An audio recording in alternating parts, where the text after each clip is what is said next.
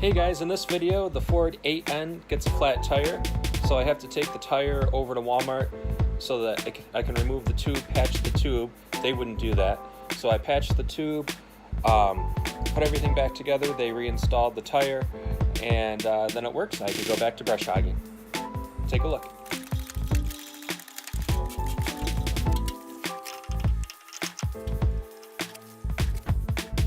Hello YouTube, and welcome to another episode of KS Farm Presents.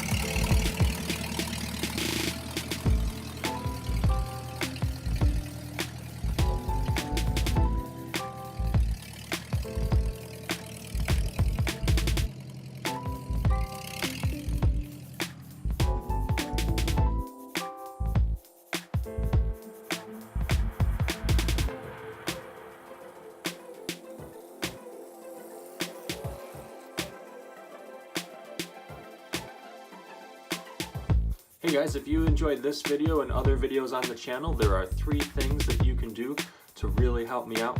Number 1 is to hit the thumbs up, the like button below.